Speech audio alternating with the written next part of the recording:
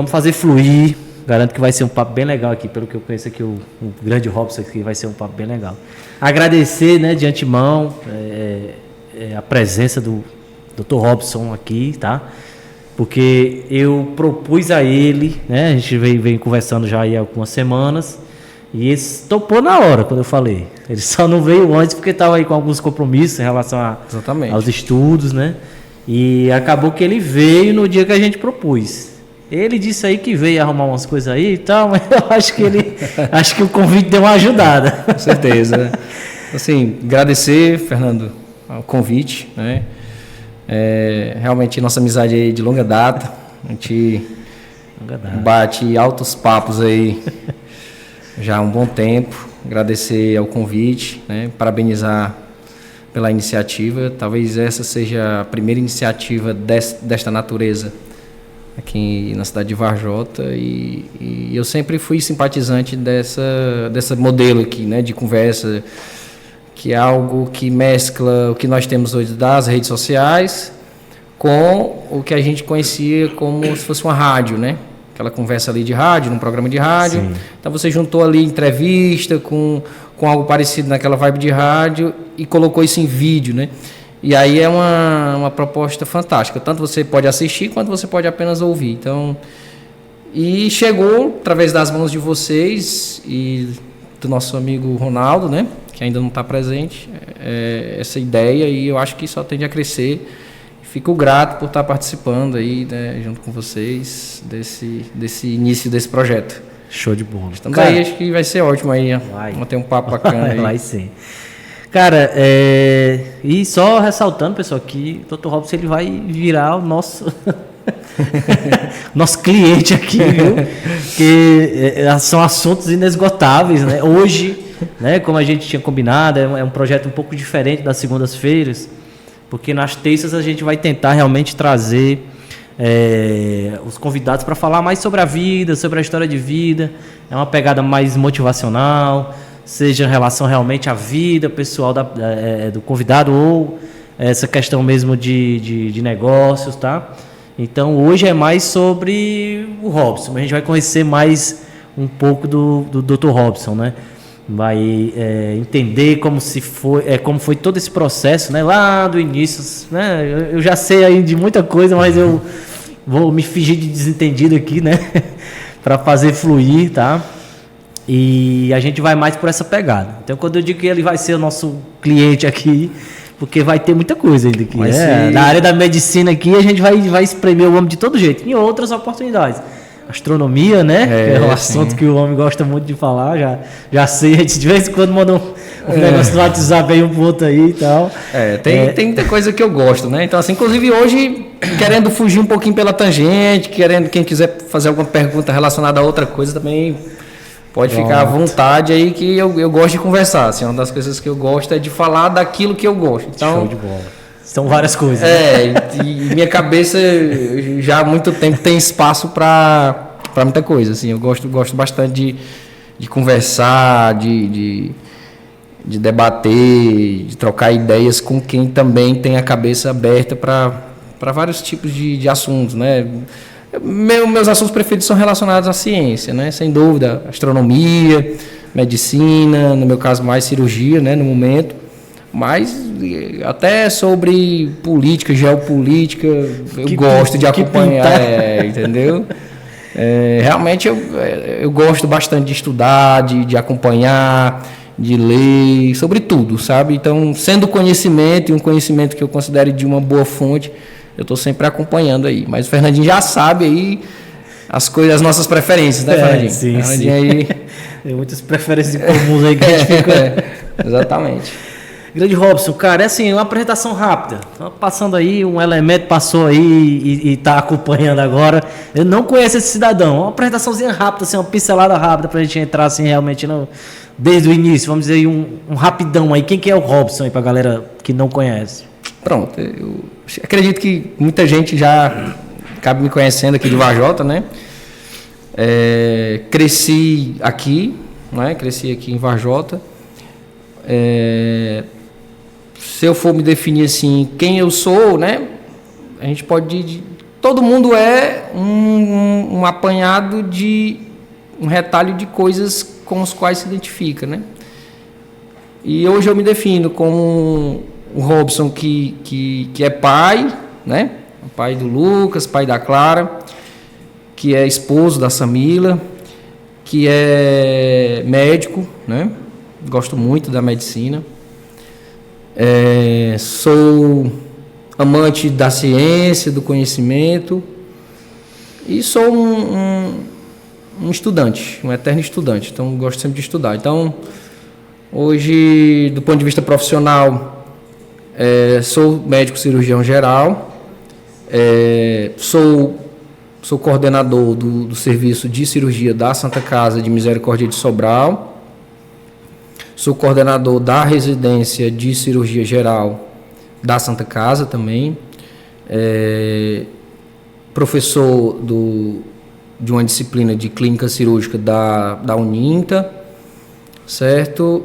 E tem uns projetos aí para o próximo ano que a gente pode até, ao longo da conversa aqui, começar a pincelar, né, quais são meus planos. Mas o Robson é esse cara que gosta de estudar, gosta de ficar com a família, gosta de exercer a profissão assim, né, que eu tive o privilégio, a oportunidade de entrar, de adentrar. E é isso, entendeu? Assim, muitos sabem que cresci aqui, nessa cidade aqui que a gente está falando, Varjota, né? Que cidade, cresci, a gente se mudou para cá, eu tinha 3 anos de idade, Fernando, 3 anos de idade, então nasci, na verdade, num distritozinho de Santa Quitéria, que se chama Capoeirão, né? Fica do outro lado do Açude de Araras, né? Nasci exatamente lá, né? É até incomum isso, né? A nossa geração, a geração ali da começo da década de 90, o final da década de 80, já é uma geração que no sertão cearense já nasceu em hospital, né? Sim. Mas eu nasci mesmo em casa, né? Numa casinha simples, perto do açude, Araras, através de uma parteira, né? E lá a gente morou até os meus 3 anos de idade, quando meu pai, né, o seu Braz, decidiu vir para Varjota para tentar uma vida um pouco melhor, porque realmente a vida no interior é mais difícil, né?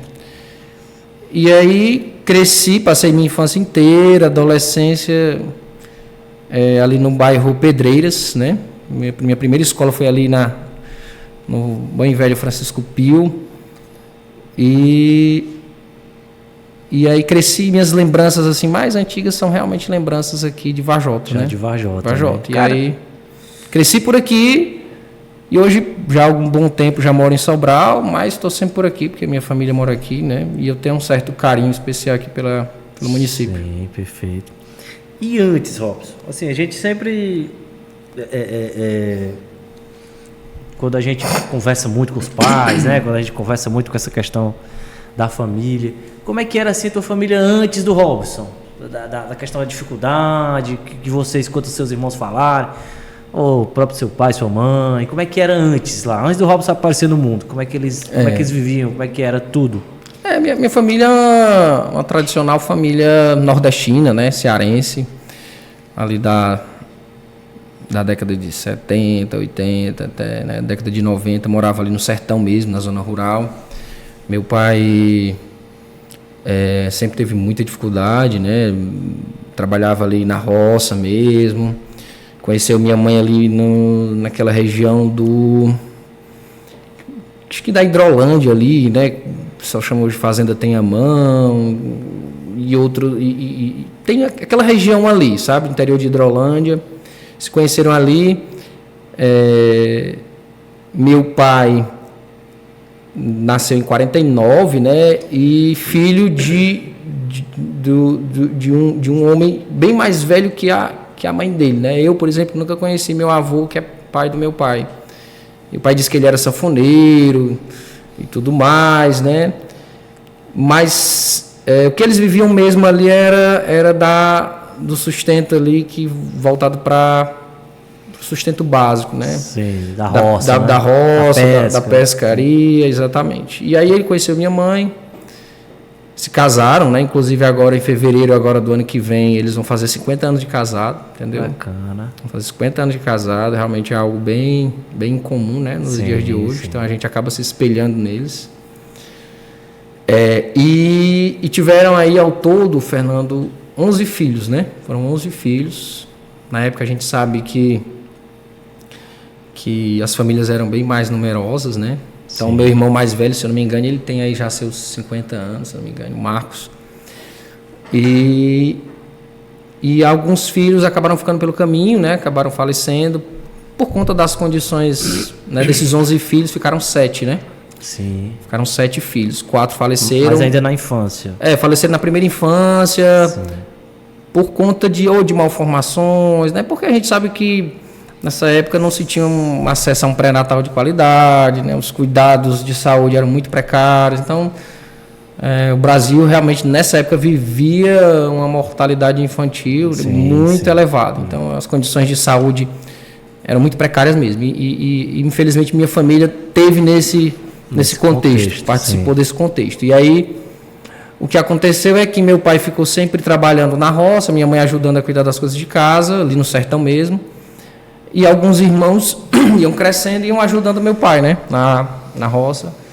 Até que começou aquela ideia aqui na região de que poderia se conseguir uma vida melhor, principalmente na época da seca, né, indo para o Sudeste, né, indo ali para o Rio de Janeiro, para São Paulo. E meus irmãos chegavam ali já na fase adulta, no início da fase adulta, e acabavam indo para o Rio de Janeiro, né? Tentar a vida por lá. Lá eles sobreviveram através de funções que a gente sabe bastante, né? Que são trabalhar no comércio, trabalhar como garçom, trabalhar como...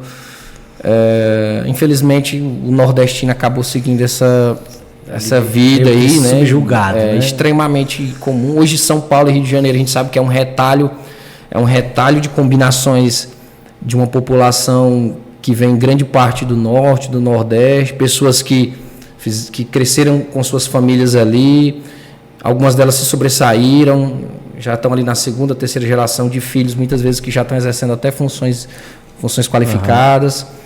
E aí meus irmãos seguiram esse rumo, inclusive até minhas irmãs também, algumas foram, né? Mas todos eles acabaram que ao longo do tempo voltaram, né? E hoje estão quase todos aqui, exceto o mais velho, o Marcos. O Marcos está aqui, né? Mas foi isso. O Robson é o caçula. E diz o pessoal. Sou o caçula. Eu nasci aí exatamente em 1990. E eu nasci praticamente no mesmo contexto, né? Quando eu nasci, foi exato, como eu já expliquei, né? Foi ali nesse interiorzinho ali de Santa Quitéria e minha vida foi seguindo tal qual meus irmãos talvez seguiram, né? Sim. Fui crescendo ali, no sertão, e fui começando ajudando meu pai cedo, né? Tenho lembranças assim como se fosse hoje. Primeira lembrança de infância, cara? As primeiras lembranças, eu vou ser sincero, eu saindo da nossa casinha, passando assim por debaixo de um passador, não sei se você sabe o que é passador, né? Quando você tem um cercado, né? Você está cercando aqui você cerca um ambiente assim para o gado e tal, para as pessoas não terem que digamos assim, tem uma porteira, né? Não tem porteira, para não ter perigo de...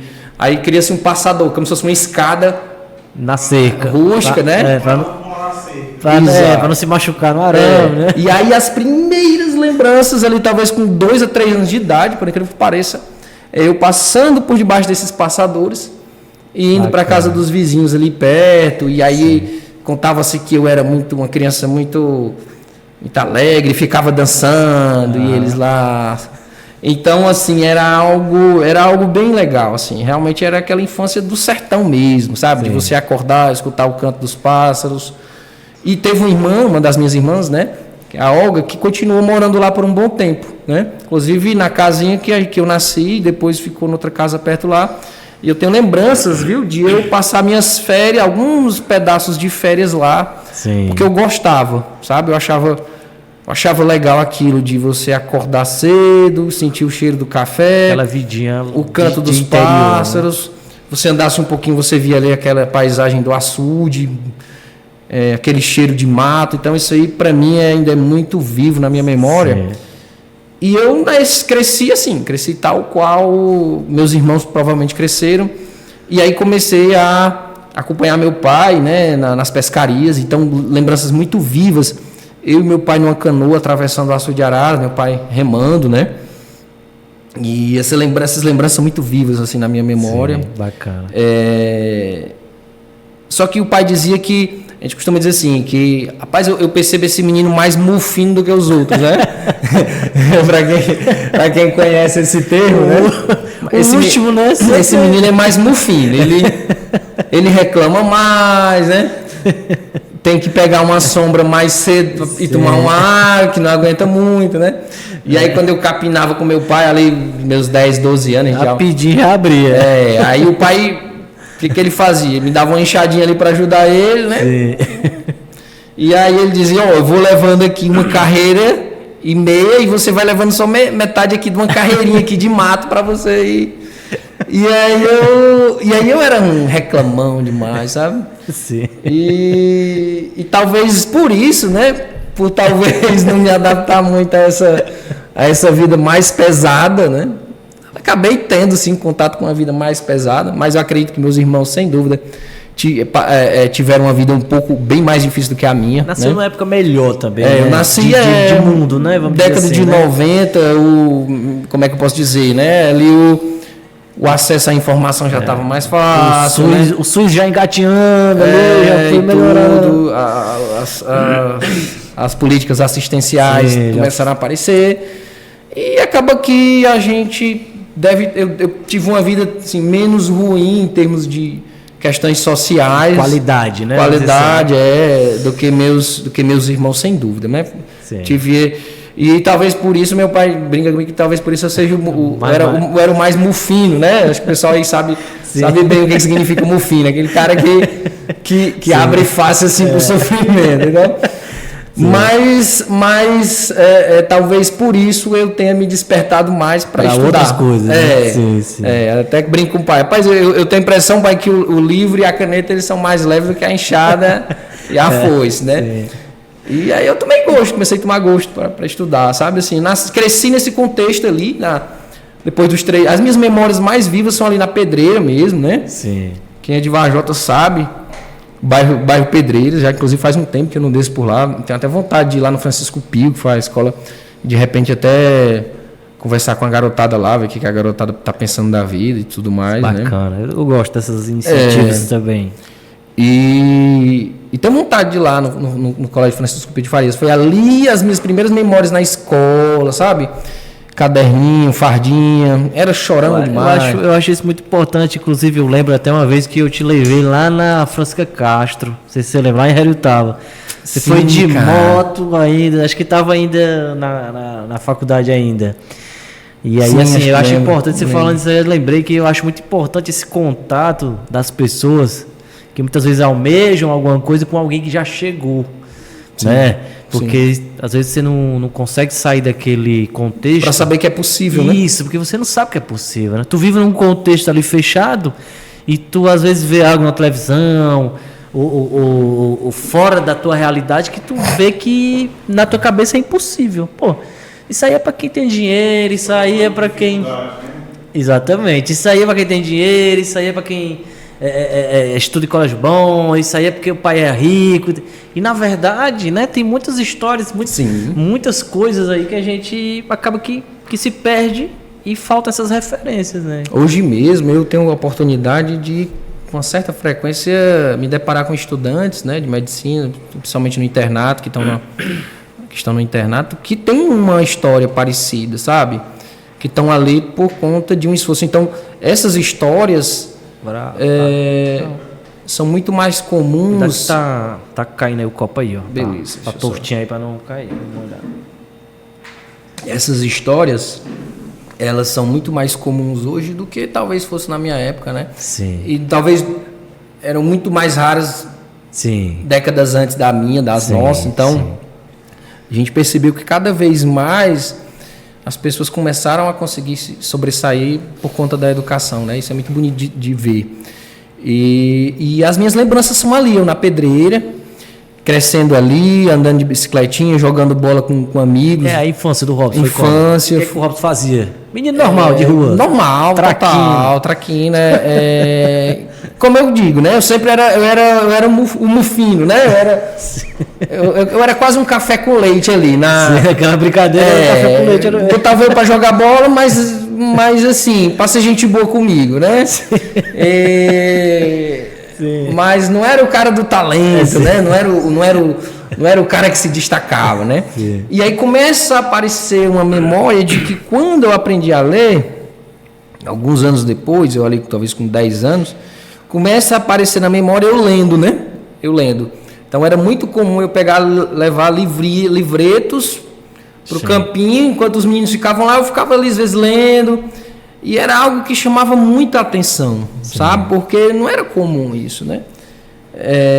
Parece assim algo bobo, mas isso está muito vivo na minha memória. Assim, rapaz, o que te despertou a ter essa atitude? Tu chega a lembrar? Não. Tu já se percebe nessa ação? Eu acredito que a curiosidade, né, é uma característica que não sei, mas não é eu acredito que todo mundo nasce, né, com a curiosidade, com esse apego ao conhecimento. Isso começa na infância, né? As crianças passam por, todo mundo sabe, quem tem filho sabe, as crianças passam por aquela fase do porquê, e como é, por que será e tal. Hoje minha filha, tudo enquanto é porquê, né? A Clara, meu filho, vamos pro colégio, mas por quê? Sim. Acorde, por quê? Vamos, filho, por quê? Então, toda criança, papai, como é isso? Como é que funciona isso? Como é seu trabalho? Então, a curiosidade, eu acredito que seja algo intrínseco do ser humano. Sim, perfeito. Né? Só que alguns acabam que vão perdendo isso por questões externas ou por escolhas pessoais. E eu sempre tive isso muito aceso. Né? Eu sempre fui um sonhador, assim, sonhador mesmo, de me imaginar um dia, do nada eu ficava pensando, rapaz, se um dia eu fosse um astronauta, se um dia eu fosse um piloto de avião, se um dia eu fosse um engenheiro, se um dia eu fosse um médico fazendo uma cirurgia. Então isso já sempre teve na minha cabeça, isso sempre foi presente. Eu era muito curiosidade assim, e tinha esse ímpeto. E aí quando eu aprendi a ler, eu comecei a perceber que era através da leitura que eu poderia ter acesso. Ali tinha coisas que tu não sabia, que tu ia alimentando essa questão e era através da leitura que eu poderia ter acesso a todo esse conhecimento. E também, né, na época meu pai tinha acabado de comprar uma televisão a cores. Na época a gente tinha aquelas televisões em tubo, né? Aquela televisão maneirinha, branca, né? Bem maneirinha, né? Muito leve. E aí teve uma época, não sei se você lembra, de transição em que o pessoal, não, essa televisão aqui ela é preto e branco, mas a gente comprou uma tela que coloca na frente dela e ela fica a cores, entendeu? Sim. Não sei se você já pensou. Sim, Aí era uma escala de cores ali que, pelo amor de Deus, né? Mas assim, e aí eu comecei a assistir alguns programas que passavam na antiga TV Escola, que um deles eu nunca esqueço, né? Começou a me chamar muita atenção, que era o Cosmos, né? Sim, também acompanhei. Cosmos, do Carl Sagan, sim, né? Então, por algum motivo, já eu ali com 10, 12 anos, ficava cintilando esses programas educativos na televisão aberta, né? Uhum. Cosmos, Espaçonave Terra, começou quem lembra, quem nunca lembra daquelas aulas do Telecurso 2000, né? Que passava ali 6 horas da manhã, 5h30, a pessoa acordava às vezes cedo para assistir aquelas aulas. Eu achava incrível aquilo ali, cara. Então, assim, eu sempre fui fascinado pelo conhecimento. Eu vi aquilo ali, era quase como... Eu fico até arrepiado, assim. Para mim era algo quase como natural, como se eu já fizesse parte daquilo ali, entendeu? Muito interessante, né, cara? E é muito interessante isso. Sim. E aí eu começava a ler mais, começava a ter interesse.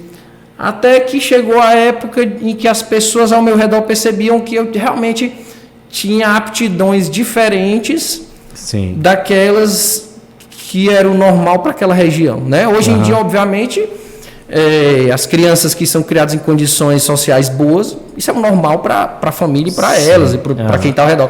Mas você pega ali na década de começo dos anos 2000, ali na Pedreira, um menino que ficava ali horas sentado estudando e que gostava de assistir programas de ciências e tal, isso não era comum, entendeu? Sim.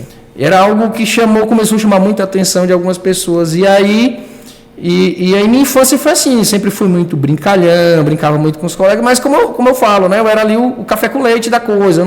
Ninguém nunca colocou fé em mim ali no esporte, né?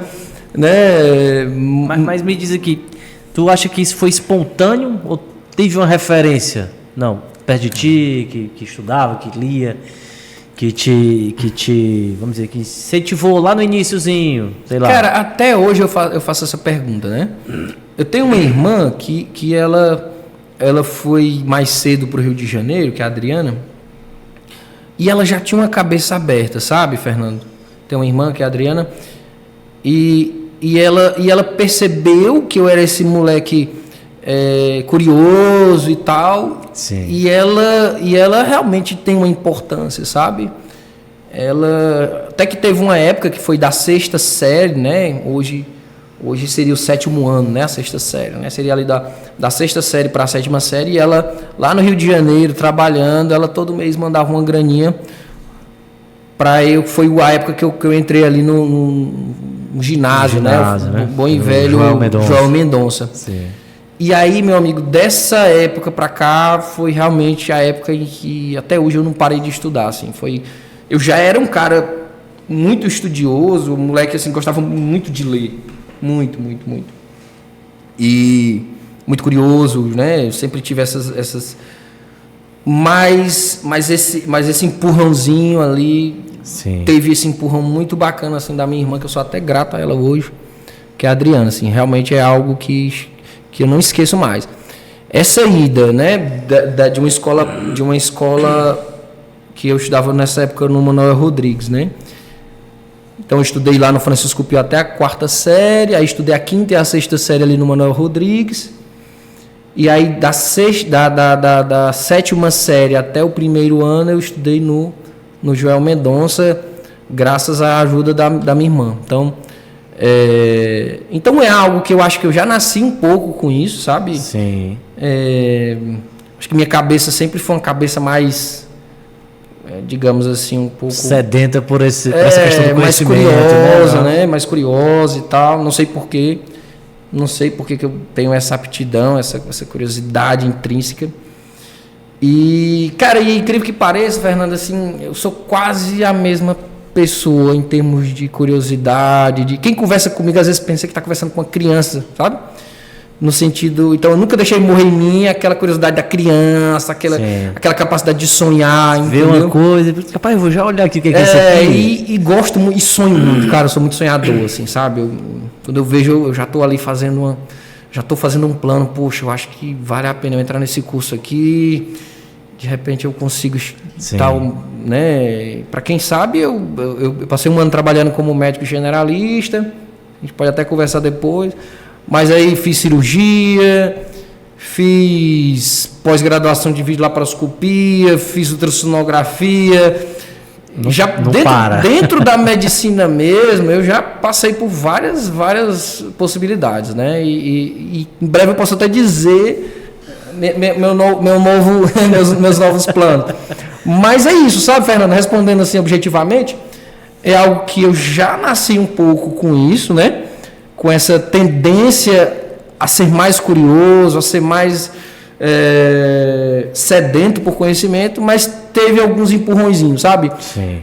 Minha família sempre estranhou, né? Principalmente meus pais, para eles não era comum, às vezes se preocupavam ali, eu ali na 7ª série, na 8ª série, eu realmente... Uma série o quê? 13 anos? 12, 13 anos, e aí chamava muita atenção que eu passava horas estudando, entendeu? Lá no quarto. Sim. Ficava ali estudando, no quartinho quente e tal, e botava um ventiladorzinho. E isso às vezes até se preocupavam, né? Porque eles não imaginavam, poxa, o que levou esse menino a ser diferente dos irmãos dele, né? Sim. Cara, me diz uma coisa, já nesse contexto aí, Fernando, deixa eu te atrapalhar para falar aqui, ó, o Júlio César, concurseiro, falou: Dr. Robson é um excelente profissional e um ser humano incrível, coração gigante, admiro demais esse cara. Não sei se você conhece. Grande Júlio César. Júlio César aí foi Júlio César é um cara que eu também admiro muito a trajetória dele. Ele mora num distrito de Sobral e ele foi meu aluno, cara, do ENA, né? Que o ENA chamava-se Espaço Novo Acadêmico, que é um projeto de extensão da Faculdade de Medicina, em que a gente fazia um cursinho, dava aulas lá dentro da faculdade para alunos de baixa renda, para preparar esses alunos para o vestibular. E eu dava aula de física, né? E eu sempre fui esse cara que gostava de motivar, né? E aí eu deixei em cada um desses meninos uma sementezinha ali, sabe? E o Júlio César, fica arrepiado, assim, é um cara que fez direito, hoje estuda para concurso, sabe? Sim. Um nível intelectual bem elevado. Então, a semente foi bem plantada. E assim como ele, vez ou outra eu me deparo com estudantes do ENA, que eu dei aula, que se esbarram na rua assim comigo. Ei, professor, aí vejo, grande William, tá onde? Cara, hoje eu sou gerente do Banco do Nordeste, tá? O outro, o Glício, que também era dessa época, hoje é médico. Bacana. Então, assim, cara, um abraço aí pro Júlio César, sensacional, muito bom. Bacana demais, sensacional, sem dúvida. Cara, eu ia te perguntar, já tô falando essa questão de ficar estudando por horas. Quando é que começou essa tua rotina mais, vamos dizer assim, mais regradinha, que saiu do esporadicamente em ler por curiosidade para realmente algo mais na escola? Na escola mesmo. Quando é que tu percebe assim já, vou estudar matemática, física, português? Pronto, isso foi na 7ª série, sabe? Realmente eu lembro bem, assim. Foi quando eu realmente eu saí ali do Manuel Rodrigues e fui estudar no João Mendonça, né? Sim.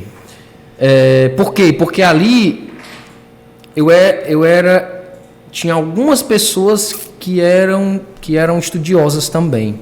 Sim. Por exemplo, quando eu estudava no Manuel Rodrigues, claro, turma boa, pessoal muito gente boa, só que ali eu era uma exceção, entendeu? Eu era como se fosse um peixe fora d'água, assim. Infelizmente, talvez um dos poucos que estudava mesmo. Mas eu comecei a estudar de forma profissional quando eu mudei de escola, e lá eu encontrei algumas pessoas, dentre elas minha esposa, a Samila, foi minha colega de turma, que tinha até uma certa competitividade na época, de entre alguns... O ambiente arrasta, né? Então eu achei, cara, que legal, entende? E aí ficava aquela coisa bacana, sabe? Até que chegou um certo ponto lá pela 8ª série que eu já estava dando aula para eles, entendeu? Sim. Chegava nas vésperas de prova, eu já estava dando aula para eles e tal. Ia ter provinha de matemática, começava a introduzir aqueles conceitos assim mais abstratos de matemática, logaritmo, funções exponenciais, aquela coisa de equação de primeiro e segundo grau, que aquela começa matriz, aí se juntava a turminha ali, eu ia dar aula de véspera para eles, ia tentar... E essa época foi a época que eu lembro que eu virei um estudante profissional. E aí quando é que nasceu a medicina na tua cabeça? Por que não ser astronauta, né? Então, sim. Boa pergunta, cara. Isso é algo que eu sempre digo para as pessoas. Porque existe muito no imaginário das pessoas, quando você vê um médico assim que é dedicado, de que, poxa, esse cara com certeza desde criança sonhava em ser médico. Eu, de forma alguma, não fui médico desde criança, não. Na verdade... O meu sonho era sair daquela condição em que eu estava, né, de uma família socialmente instável, né, economicamente vivia uma vida difícil, por mais que fosse uma família, sempre foi uma família muito unida. Meus irmãos, meus pais, a gente sempre teve muito afeto dentro de casa, né, mas a gente passava dificuldade, entende? Passava dificuldade. E eu tinha vontade já que eu sou um cara que gosta de estudar, por que não usar isso para me para melhorar a minha condição de vida e melhorar a condição de vida da minha família. Tu entendeu isso muito cedo, então, né? Porque às vezes a gente só tem esse estalo já... Muito cedo. Eu era moleque, 7ª série, já pensando no vestibular, entendeu? Mas aí eu não era medicina, não. Era qualquer coisa que pudesse... sair daquele negócio que pudesse melhorar, né? Sim. Não melhorar apenas financeiramente, entende? Claro que passa pelo financeiro, mas melhorar do ponto de vista de ser reconhecido, de ser respeitado, de ser compreendido. Poder fazer a diferença em alguma coisa. Fazer a diferença na vida de alguém. E aí começaram a surgir as ideias, né? Então, assim, meu grande sonho talvez fosse ser ali um físico, né? Gostava muito de física, então passei a gostar muito dessa parte de exatas, de cálculos. Então, até hoje a gente conversa muito, né? Até hoje eu gosto de astrofísica, de astronomia. Mas aí... palpável mesmo, estavam alguns cursos de nível superior em Sobral, né? Na época falava-se muito de direito, de enfermagem, né? E aí eu comecei a pensar, poxa, eu acho que eu vou fazer enfermagem, sabe? Na época, chegou a passar isso pela tua cabeça. Eu vou fazer enfermagem, porque aqui a gente tem alguns exemplos em Vajota aqui de uma turma que fez a prova, passou, já está trabalhando e tal. E aí na época tinha um Lindenberg, grande Lindenberg. Se estiver escutando a gente aí, um abraço. Né, então, o Aldenberg, um cara com uma cabeça totalmente fora da curva. Então, eu lembro, um dos espelhos que eu tive aqui em Vajota foi o Aldenberg, porque eu acho, a cabeça desse cara é diferente, entende? E na época era muito difícil passar no vestibular para enfermagem, né? Sim. Porque medicina nem se falava, era algo tão surreal. Medicina era outro negócio. Era algo tão surreal que a gente tinha vergonha de dizer que queria ser médico, entende? Então, assim, Então eu era humilde, jamais, medicina, eu quero ser alguma coisa que exerça alguma função, que consiga estudar, que consiga contribuir de alguma forma, e enfermagem veio nessa ideia, né? E aí eu passei a estudar vestibular para enfermagem, mas quando de fato minha vida mudou, e aí eu comecei a pensar em medicina, para você ver, né? Os lugares nos quais a gente está inserido, ele influencia, sabe? Você tem uma cabeça voltada para o progresso, para o crescimento, para a evolução intelectual. Mas se você não tiver num ambiente que lhe ajude, né? Sensacional. Talvez você não chegue tão longe quanto você chegaria se não tivesse, entende? Com certeza. E aí eu tive uma oportunidade de fazer uma prova ao final do primeiro ano do ensino médio. Dessa época eu já me lembro. Dessa época pra cá eu já me lembro. Foi. Ali realmente, cara, pode dizer que aí foi... aí mudou minha vida, assim, total. Sim. Minha vida talvez se divida antes disso e depois disso, por incrível que pareça, né? Minha vida acadêmica, minha vida de projetos, de sonhos. Sim. Aí eu consegui sonhar de verdade. Que aí um colega, né? Grande William Tleis. Lembra do William Tleis? William Tleis agora bombeiro, né? William Tleis, formou em Química. E, cara, eu lembro do William 3 vezes em quando. Sabe, meu filho tá naquela fase de ainda ter dificuldade de falar o R, né? Sim. E aí, de vez em quando ele tá falando 3, 30. Eu lembro do William 3. William 3, grande amigo aí.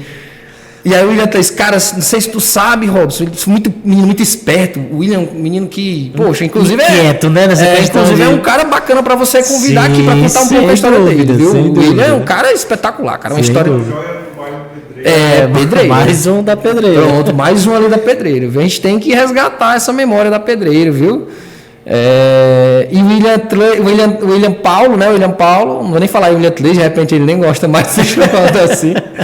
Ele disse: Robson, cara, não sei se tu sabe, tem lá em Sobral um colégio, que é o Luciano Feijão, um colégio gigante lá, os caras... Eu não, pô, mas eu já ouvi falar do Luciano, quem estuda lá é o pessoal rico, o pessoal que tem dinheiro e tal. A nossa realidade daquela época era também... Luciano Feijão era um negócio cara, mas tem uma prova rolando por lá, que todo ano tem, pra quem faz o nível médio. E se o cara for bom, o cara pode até ganhar uma bolsa. E o cara ganha a bolsa. O tal do Fera Veste, né? Era o Fera Veste. E eu, pô, vamos lá, William. Cara, no último dia da inscrição, eu peguei uma Topic e fui com o William lá me inscrever. Nunca nem tinha ido em Sobral, cara.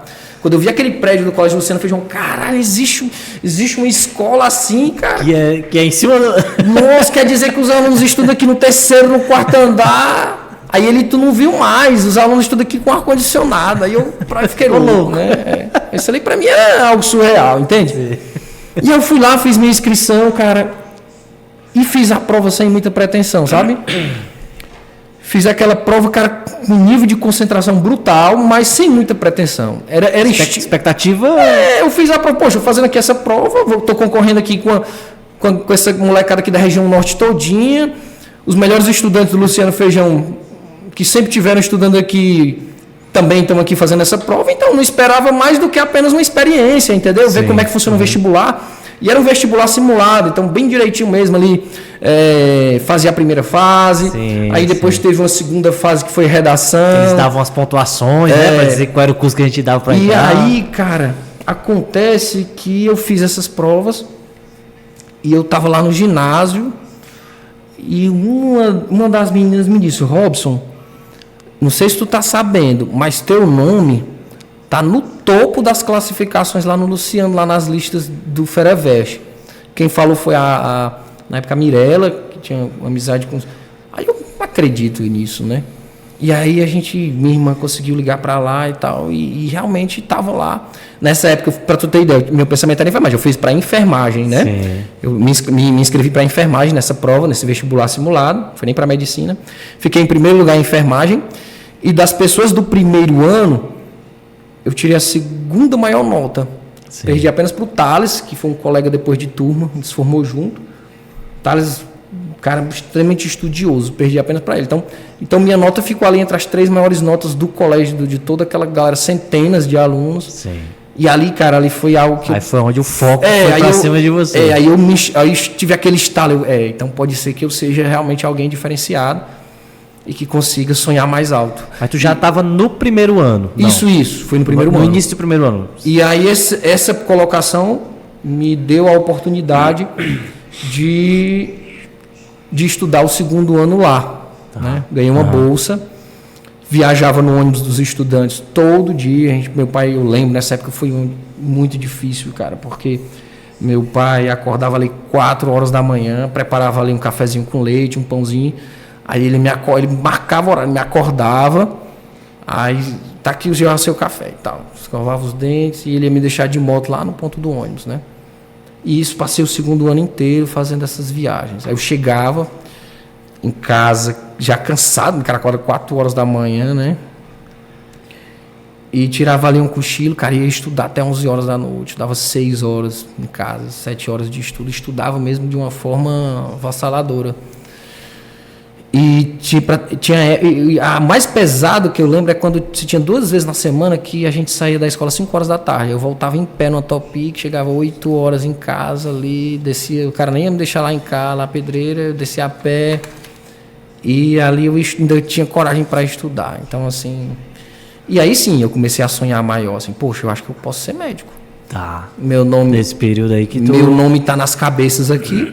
Se eu tivesse feito para medicina, talvez tipo isso. E aí comecei a fazer provas lá dentro, e meu nome era primeiro, era segundo, era terceiro, era primeiro, era segundo. Sim. Não ficava... Então, poxa, então eu acho que eu sou diferenciado. E tanto é que eu fiz a prova no final do segundo ano, obtive um êxito, mesmo êxito, ganhei uma bolsa de novo para fazer o terceiro ano. Sim. E aí foi só tranquilidade, assim. Realmente fiz o vestibular da UVA na época, para enfermagem. Tirei primeiro lugar em enfermagem na época. Isso foi em final de 2008. Tirei primeiro lugar em enfermagem. E tirei 10º lugar em medicina na UFC. Então, isso mostrou que realmente eu estava seguindo ali um projeto adequado, né? Mas no terceiro ano foi extremamente sofrido também. Porque no terceiro ano eu sentia era pré-vestibular, então eu sentia a necessidade de morar em Sobral, né? Sim. E aí lá está eu morando em Sobral, cara, assim, um moleque tinha R$2, tinha R$5 para passar. A condição não era muito boa, né? O dia todo, entende? E aí dividi um apartamento, eu, Bruno Mororó, o Neto, o Alan Ximenes. Cara, a gente dividiu um apartamento, o saudoso Aderbal também morava lá nessa época, Aderbal que era guarda municipal em Sobral. Morava com a gente. Cara, eu sei que eram umas 10, 11 pessoas num apartamento... com 2 quartos, entende? Era um negócio surreal, né? Surreal. Então, assim... Então, eu gostava de estudar na biblioteca da escola, porque era mais confortável, e quando os meninos iam dormir, porque era silencioso. Você pega 10 homens ali, 10 adolescentes... Era uma confusão, meu amigo. Entendeu? Então, eu passei o terceiro ano no ensino médio, sobreviver na base de miojo, biscoito creme crack, leite com Nescau, E algum lanchezinho ali que, entendeu?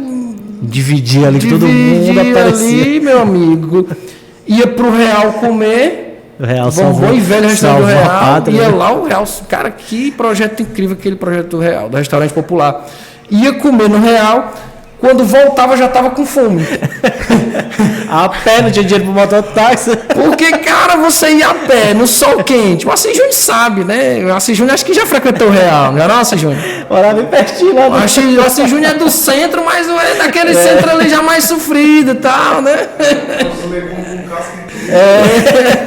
A gente às vezes queria fazer um gambiarra de ir lá para trás da fila de novo, para ver se conseguia repetir. Só que quando o cozinheiro reconhecível já era, meu amigo. Não, você já comeu, você não vai comer de novo, não. E aí eu fui sobreviver no terceiro ano todo assim, cara. E aí quando eu passei em medicina na primeira fase, eu tô falando demais, né? Aqui, não, é isso mesmo, é pra falar e é muito. Vou até pedir uma água aqui, que minha boca já tá seca. Água, você também? Não, tá ótimo. Eu já vim com essa blusa assim.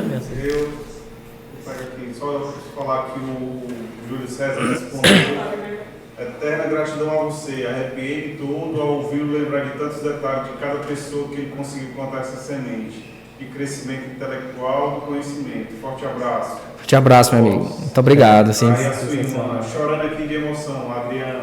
Bacana. Nunca esqueço desse tempo, acho que foi um tempo que tu falou do café da manhã que seu pai fazia.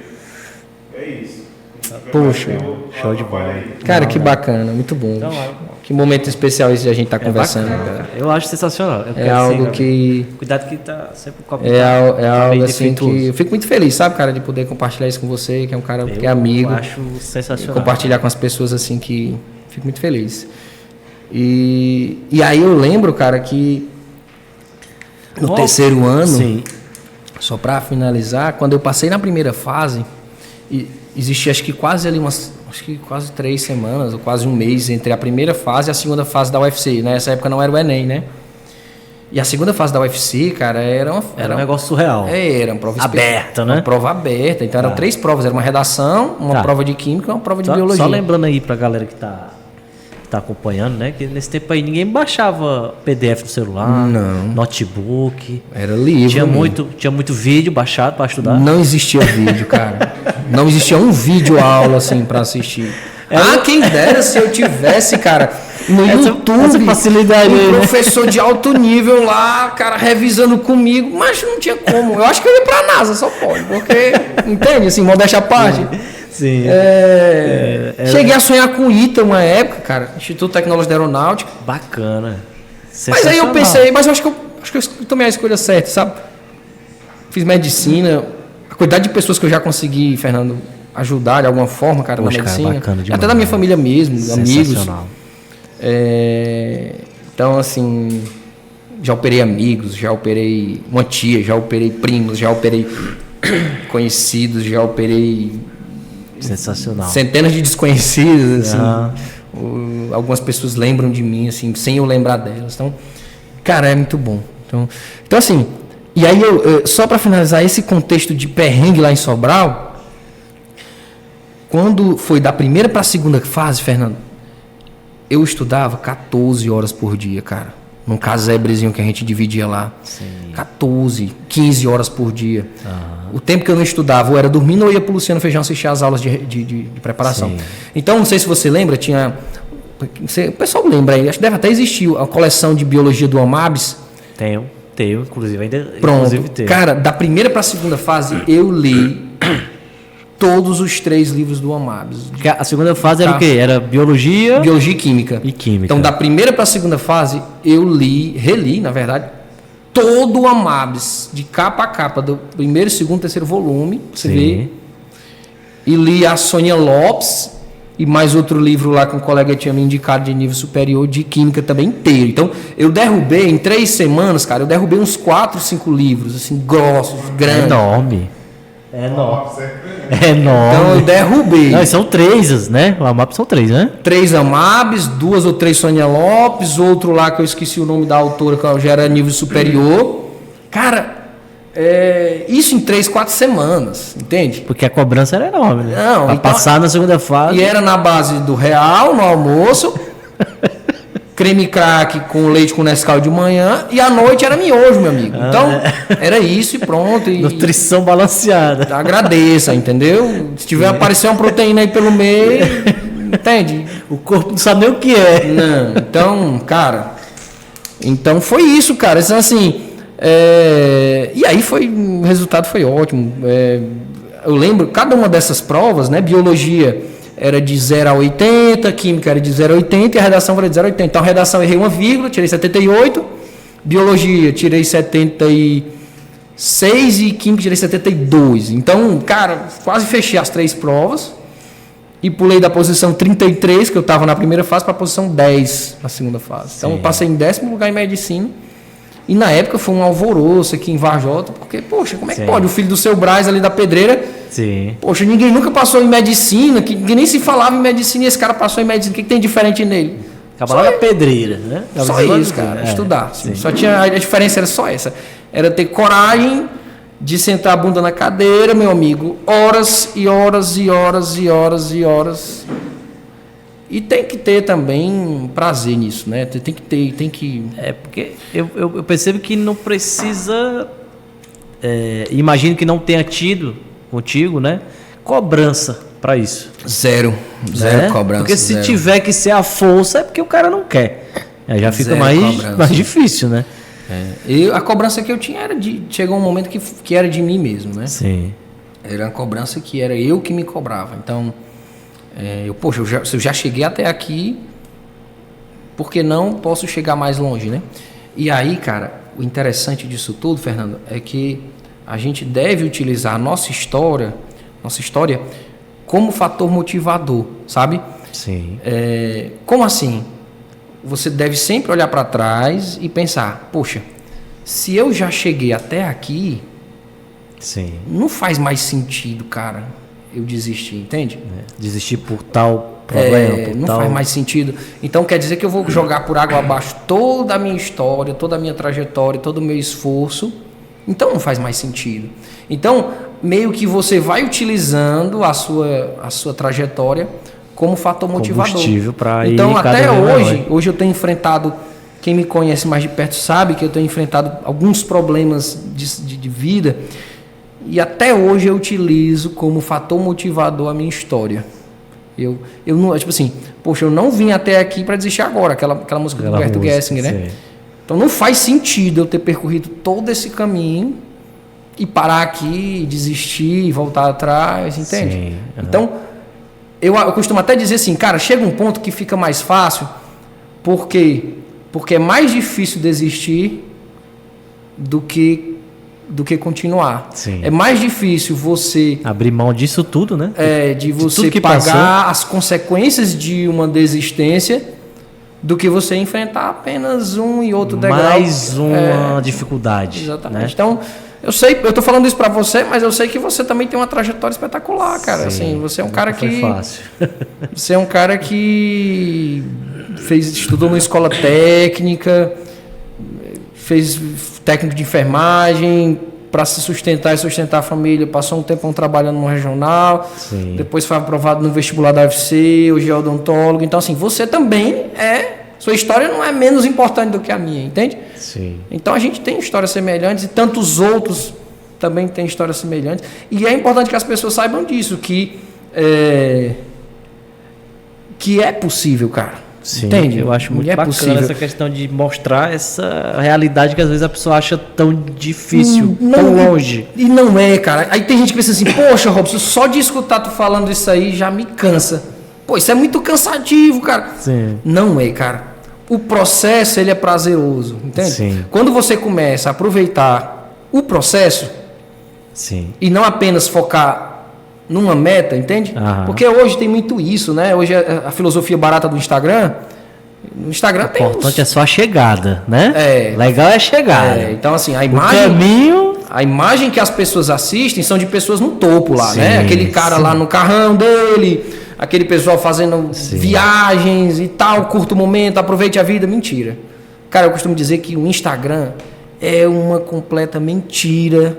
Sem dúvida. E uma fábrica de adoecimento mental, cara. Sem dúvida, sem dúvida. Você vê aquelas pessoas naquelas vidas que não são, cara. Não, aquilo não é a vida delas, cara, entende? Ali é um corte mínimo, Ali né? é um corte transversal de algumas pessoas que podem sim ter sucesso, outras que estão longe de ser alguém, de ter uma trajetória minimamente respeitável, que estão ali por algum acaso e estão querendo se passar de autoridade em alguma coisa. Pra vender algo, né? Vender E aquela imagem, né? vender uma coisa que não existe, cara. Aí as pessoas olham para aquilo ali e dizem, poxa, eu queria tanto ser isso aí. Aí começam a achar, Fernando, que a felicidade é aquilo ali, entendeu? Sim. Não é, cara. A felicidade tem nada a ver com isso. A felicidade é isso, é poder a gente sentar aqui, contar nossa história, ver que valeu a pena, ver que durante o processo Foi feliz também. foi feliz, né? cara, foi legal demais, cara. Na época que eu tava na faculdade foi muito legal, entendeu? As dificuldades, os aprendizados, as experiências. Na época que eu tava estudando no ensino médio também foi muito legal. Sim. Na época que eu era criança também foi muito legal. Hoje é muito legal eu poder brincar com os meus filhos, eu poder estar com a minha esposa, poder conversar com um amigo. Então, entenda, não quer dizer que eu não tenha metas. Eu tenho grandes metas. Mas eu não vou ser feliz só quando eu chegar lá, entende? Sim, sim. Eu sou, cara, eu quero ser feliz agora. E não precisa ser feliz também o tempo inteiro, sabe? Sim. Ninguém precisa estar o tempo inteiro alegre, sorrindo, com um nível de satisfação lá em cima. Não precisa, cara. Não precisa. Você precisa entender que vai ter momentos que você vai estar bem e você vai aproveitar, e tem momentos que você não está tão bem e tudo bem. Que é onde a... E você continua lutando, continua seguindo sua vida. Que é onde o Instagram adoece as pessoas, né? Exatamente. Todo mundo vê a galera bem 100%, aí tu olha pra tua vida, tu tá mal, aí, poxa, eu sou um fracasso, né?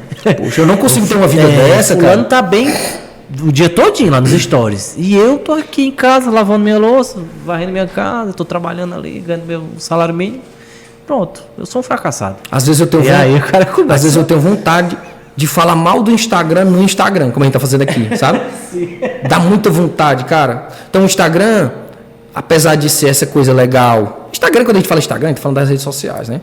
Apesar de ser essa coisa legal em que você consegue se comunicar com as pessoas, como a gente está se comunicando agora, onde quer que as pessoas estejam, no Japão, na China... De maneira honesta, né? Vamos dizer assim. Mas o Instagram é uma fábrica de adoecimento mental, cara.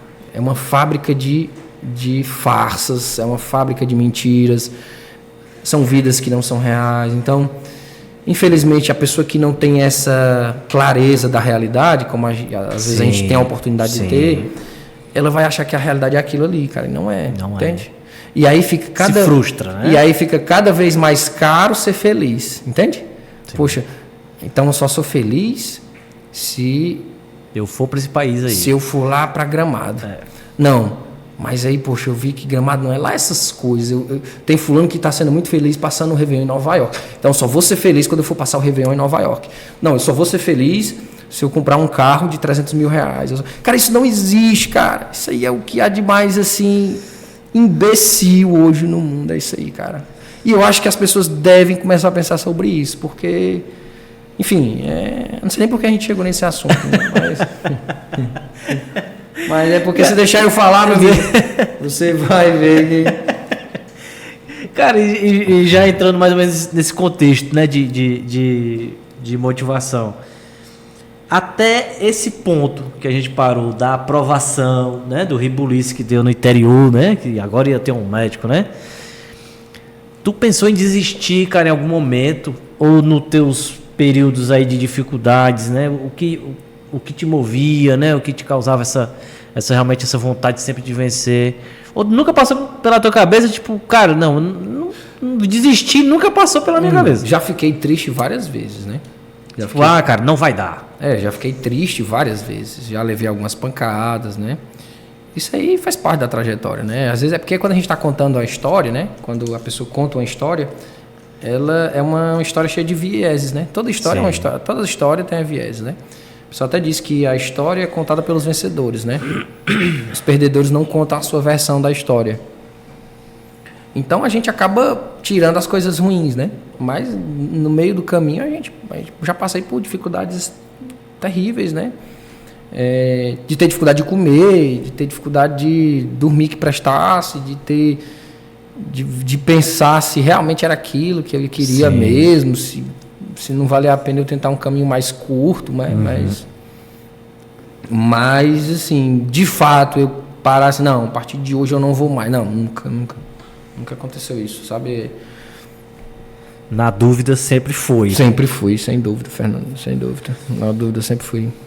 Cara, e o início do curso? Começou o curso, iniciou aquele choque, né, de realidade ali dentro, né? Só fera, né, na medicina do UFC, né? Aquela galera mesmo de peso, vamos dizer assim. Cara, aí tu se viu, pô, é isso aqui mesmo que eu quero. Eu entrei muito ingênuo, né, cara? Eu entrei na faculdade de medicina com 18 anos, né? E aí eu era, de certa forma, ingênuo também ali um pouco, muito estudioso. Aí o que me chamou mais a atenção é que era uma galera, né, que era muito comum na época. Uma galera já mais velha, tinha lá os caras mais novos igual o Maicon, que é meu grande amigo, o Thales, o Régilos, que a gente passou junto no vestibular, estudando lá no Luciano Feijão. Tinha uma galera mais jovem, mas tinha uma galera lá de 30 anos, sim, de 25 anos. Que já vinha tentando. Que já tinha se formado em outro curso, tinha passado por outro curso, já vinha 5 anos. Era muito comum os caras ficarem 4, 5 anos no cursinho para passar em medicina. Sim. E aí, de repente, a gente vai e passa logo no 3º ano. Então, era algo diferente, entende? Sim. E aí, cara, teve aquele choque, né? Realmente é um conhecimento que eu achei muito diferente, é um conhecimento com um nível de profundidade maior, que a gente toma um certo susto, né? E aí vão passando os semestres, e eu costumo brincar com os amigos que meu primeiro choque é quando eu vi que era uma galera de verdade, eram pessoas normais. Sim. Que bebiam, que curtiam. Brincavam. E, inclusive, o pessoal da medicina tinha essa fama de gostar de festa, de estudar muito, mas gostava de festa, de beber e tal. E eu achei muito estranho aquilo. Cara, isso aqui é diferente. Esses caras vivem, né? Nessa estudante. Esses caras têm uma vida e tal. E tudo bem. E a galera hoje se turma. E aí eu comecei a entender como é que funcionava a vida universitária, né? O estudante universitário ele também é um grande sonhador, né? Mas aí quando eu para tu ver, né? Eu sempre fui muito estudioso na faculdade também, né? Então assim, se você for pegar meu IRA, que é aquela média, né? Sim. Fui fazer a prova fiz uma prova duas provas de residência agora. Uma prova foi do ENARE, que é o Exame Nacional de Residência, e outra prova foi da SURS, né? E aí eu tive que, logo no início do processo, cadastrar meu currículo. E aí eu tive que pegar meu IRA, né? Lá na faculdade, meu currículo da Faculdade de Medicina, né? Formei em 2014, então já fazia um tempo que eu não tinha nem acesso a isso, nem lembrava. Sim. E aí eu parei para ver que meu IRA era 9.2. Então, quer dizer, minha média, em toda a faculdade, minha média era 9.2, entende? Se fosse somar todas as notas, dividir, deu 9.2. Então, eu achei muita coisa. Poxa, nem lembro de ter estudado tanto assim, né? Sim. Mas eu, de fato, estudei, né? E sabe qual era o meu sonho? Interessante. A galera, quando chegou perto do internato, uma coisa que... a galera que se formou comigo, chegou perto do internato, falava muito em fazer residência médica, né? Sim. Que era ser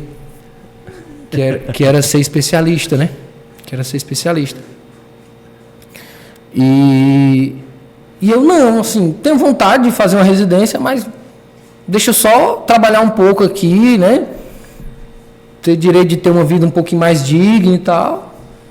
E aí eu realmente não entrei na residência logo de cara, nem fiz prova logo no início. Foi interessante que eu me formei e fiquei morando com meus pais ali na Pedreira. Né?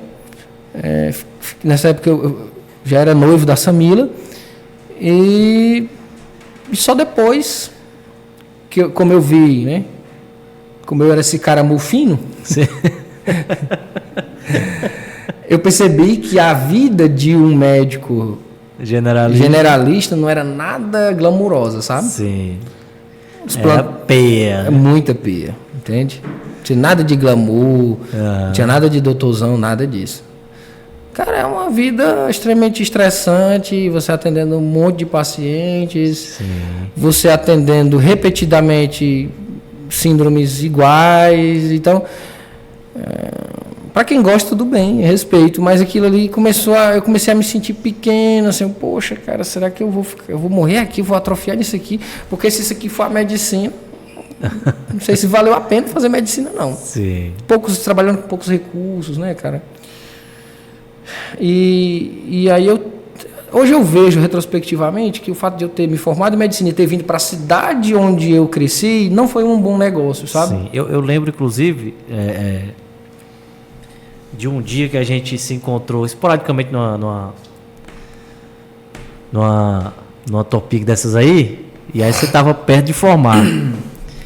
E aí você falou comigo, rapaz, eu vou formar e vou voltar. Aí eu falei assim, rapaz, faça isso não. Faça isso não, rapaz.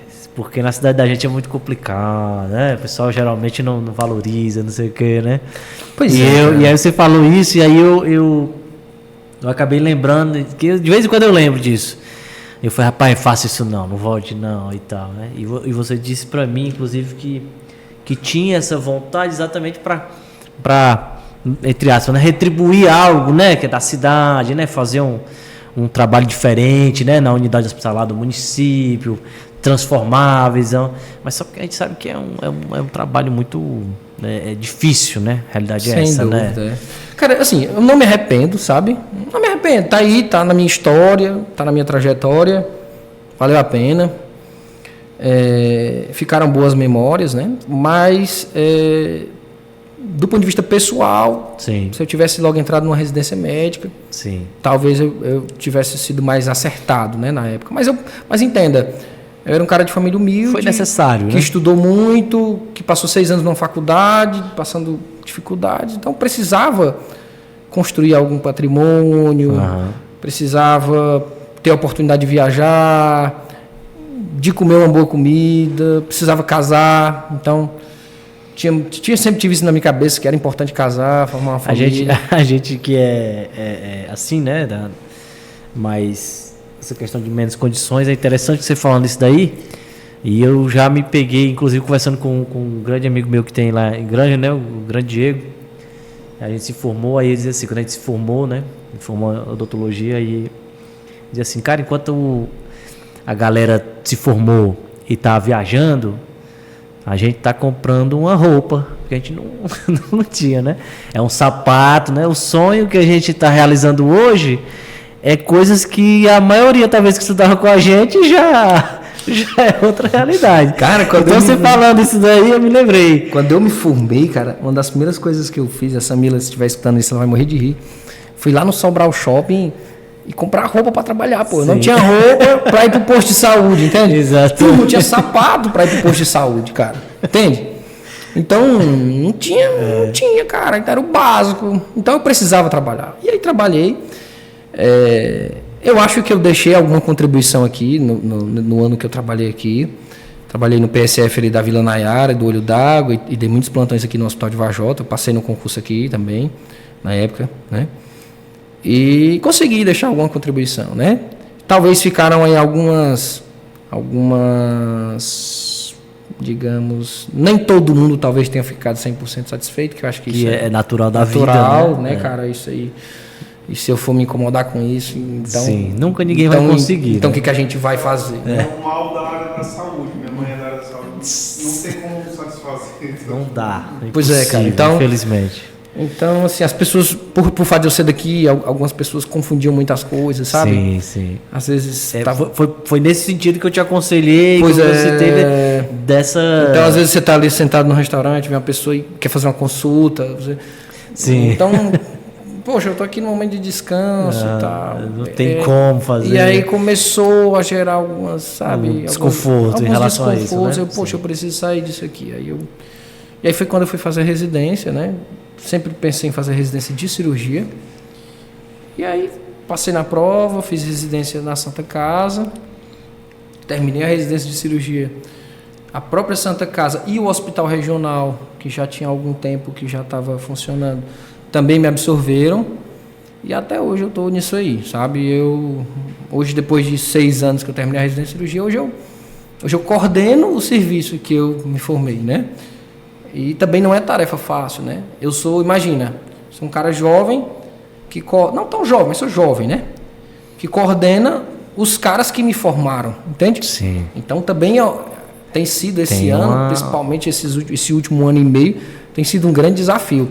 Você é um cara, imagina, os caras lhe ajudaram a lhe formar, porque o cirurgião... Segurado na mão, né? O cirurgião, ele precisa... Para você formar um cirurgião, você precisa muito de professores, né? Você lê, você estuda, mas se você não tiver alguém ali do lado ensinando a dar um ponto, ensinando a fazer um procedimento cirúrgico, você não vai aprender. Então, os caras que me ensinaram, hoje eu coordeno eles.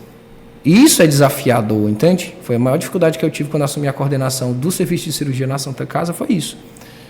É desafiador mesmo, né? Mas hoje está tranquilo, todo mundo está bem tranquilo e acredito que eu, terminando aí esse período, eu vou entregar essa coordenação com a sensação de dever cumprido, fiz o que estava ao meu alcance, né? Deixei uma semente, como falou o Júlio César aí, deixei algumas sementes no coração de alguns residentes. Sim. Inclusive hoje a doutora Eugênia, que é daqui de Varjota, é nossa residente lá, inclusive uma excelente residente, vai ser uma grande cirurgiã. E também estou deixando uma sementezinha nela, Então assim, para mim isso é muito legal, cara, é você poder passar por algum lugar e conseguir deixar um legado, sim, sabe? Sim. E é isso que eu tento fazer. Então, estou passando como coordenador do serviço de cirurgia da Santa Casa. Eu sei que tem algumas coisas lá que já não vão ser mais as mesmas depois, sim, que eu entrei. Houve uma mudança, uma transformação de alguma maneira. Não é, mudei o mundo, entende? Assim, não adianta a gente se iludir achando que eu vou mudar o mundo. Não, você vai morrer e não vai mudar o mundo. O mundo é, sim, ruim por natureza, as coisas são difíceis injusto, e pronto, as pessoas são malvadas, algumas são boas e tal. E pronto, meu amigo, não adianta, você não vai mudar o mundo. Mas você pode, dentro das suas possibilidades, fazer sua diferença, entende? Sim. Não é porque você não vai transformar tudo que você vai desistir de continuar deixando sua contribuição. Ou fazer a diferença negativamente, né? Exatamente. Igual alguns escolhem, né? Exatamente. E aí hoje eu estou nessa missão, né? De coordenar o serviço de cirurgia e coordenar também a residência de cirurgia. Hoje a gente ajuda a formar grandes cirurgiões lá na Santa Casa, sabe? E isso me orgulha. Quero entregar essas coordenações agora em fevereiro, terminando aí os mandatos, né, os meus mandatos, digamos assim, e com essa sensação aí de dever cumprido, sabe? E já vai ser 6 anos que eu sou cirurgião, quase 6 anos, mas já consegui me deparar com muita coisa legal, já consegui fazer a diferença na vida de muita gente, sabe? Cara, quando surgiu essa questão mesmo da necessidade de fazer a residência, foi cirurgia de imediato? Cara, assim, eu sempre achei legal, sabe? Anatomia sempre foi algo que... tanto é que eu fui monitor de anatomia na faculdade, né? Monitor de anatomia humana, lá nos cadáveres, dissecando os cadáveres, dando aula para os calouros, né? De anatomia. Então, quem tem essa aptidão pela anatomia tende a caminhar para a cirurgia. Só que no internato, por incrível que pareça, algumas pessoas começavam a me dar um toque assim: Robson, cara, eu acho que você seria um excelente clínico.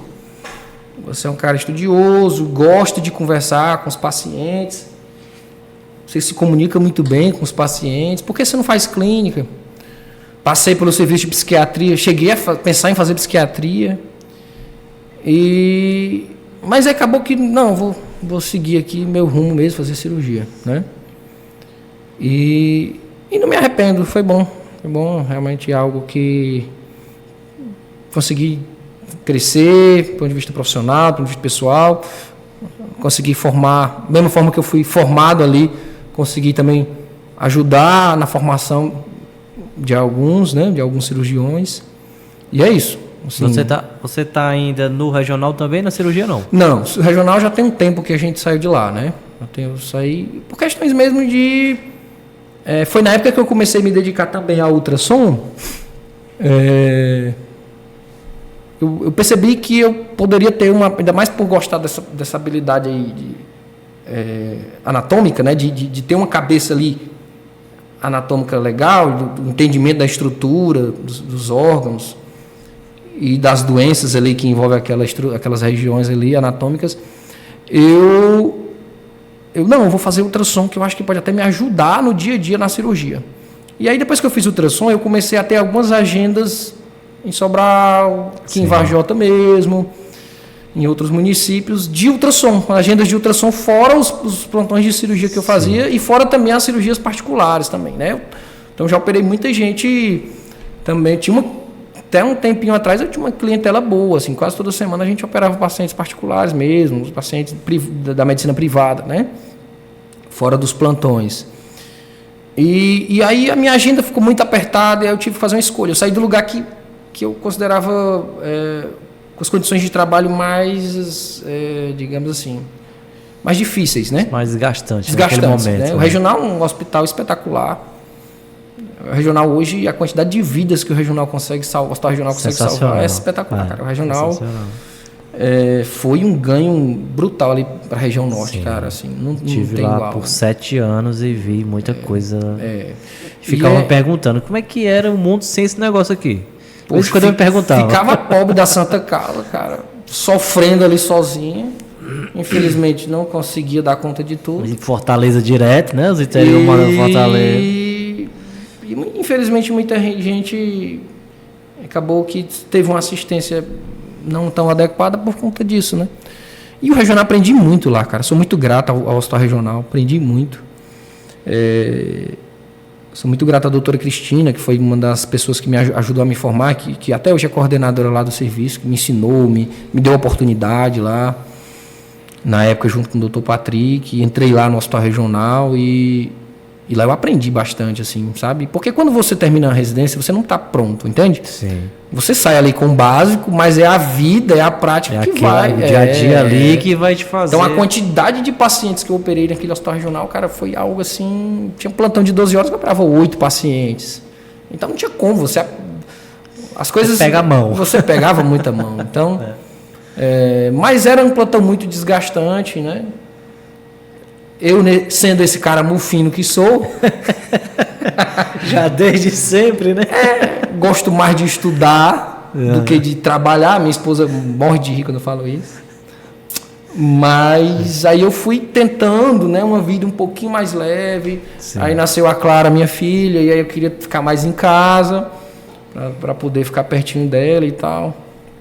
E saí do regional, fiquei ali na Santa Casa, que ali foi onde eu cresci, onde tinha os residentes, tinha os internos, e ali eu tive sempre a oportunidade de ensinar, porque ensinar, eu acho que eu sempre, desde que eu me vejo por gente, eu sempre fui professor.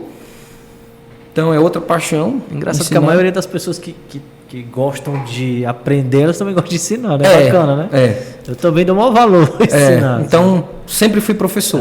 Eu, na 7ª série, como eu falei, lá no ginásio, já dava aula para os colegas, que iam fazer as provas de matemática, de física.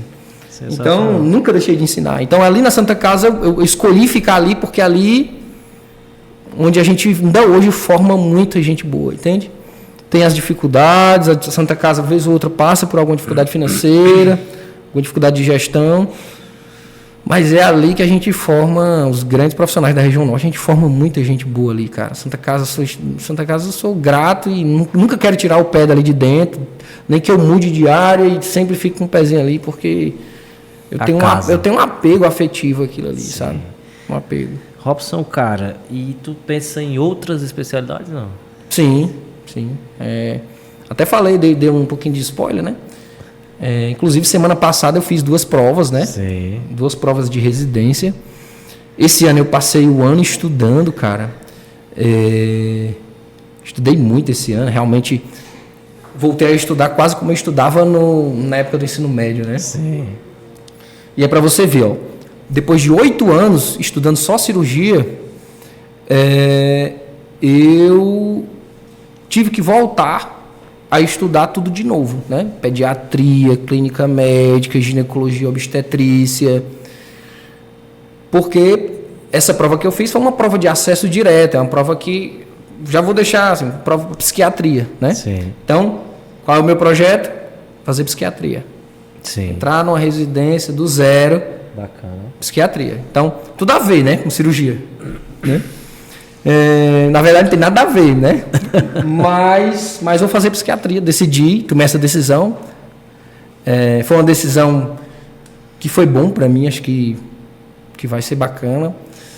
Passei o ano me preparando, fiz boas provas agora é aguardar os resultados e aí voltar a ser estudante de novo. Vou deixar de ser chefe, agora vou ter meus chefes. Chefiado. E tudo bem, cara, tranquilo, entendeu? Assim. Sim. Não tem ego pra não dar certo, né? Tem zero vaidade, cara, em relação a isso aí. Acho que quanto menos vaidoso a gente for, mais aberto ao conhecimento a gente tá. Então, vou entrar nessa área, vou fazer psiquiatria. Aos pouquinhos, vou saindo aí da cirurgia, né? Me afastando. Provavelmente, fazendo residência de psiquiatria, vai ficar dando alguns plantões de cirurgia. Mas, aos pouquinhos, vou me despedindo da cirurgia. Foi muito bom, né? Tá sendo muito bom enquanto durou. E vou entrando aí um pouquinho para cuidar mais do sofrimento mental aí das pessoas, né? Sensacional. Sair do sofrimento físico e ir pro sofrimento mental. Que eu acho que talvez nesse mundo tão adoecedor que a gente vive, talvez a gente consiga deixar uma contribuição até maior, né? Sim. Porque saúde mental é, na minha opinião, o preceito básico para você ter saúde nas outras áreas da sua vida. Então, você só funciona como profissional, você só funciona como um gestor, você só funciona como pai de família, você só funciona como um esposo, se antes de tudo você tiver um mínimo de equilíbrio mental, entende?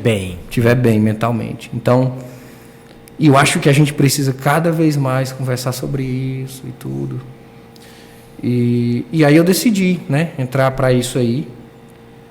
E vamos lá, né, começar de novo, voltar a ser estudante na psiquiatria. Psiquiatria. Já tô lendo livro de psiquiatria, já tô... E é isso, Fernando. Sabe? Cara, e o Robson gosta de fazer o quê fora da medicina? Cara, tanta coisa, hein? Basquete, né? Hoje, quando eu não tô fazendo nada, a minha esposa diz que eu tô aguando planta, né? Tá velho. Aí, pois é, eu tô com medo, né? Assim, rapaz, eu acho que eu tenho aí 70 anos já. Talvez eu já tenha 70 anos e não saiba, né? Tá lá eu aguando planta, brincando com as crianças. Mas aqui e acolá eu tô realmente jogando basquete, é uma coisa que eu nunca deixei de fazer. Sim. Comecei aqui na adolescência em Vajota, com uma turma boa, né, cara? Diego Felinto na época, Anastácio. Sim. E trago essa paixão até hoje. No condomínio que a gente tá morando, tem lá uma quadrazinha de basquete, de vez ou outra eu tô por lá. Vai lá. Mas tu ainda faz cálculo, bater na bola no chão?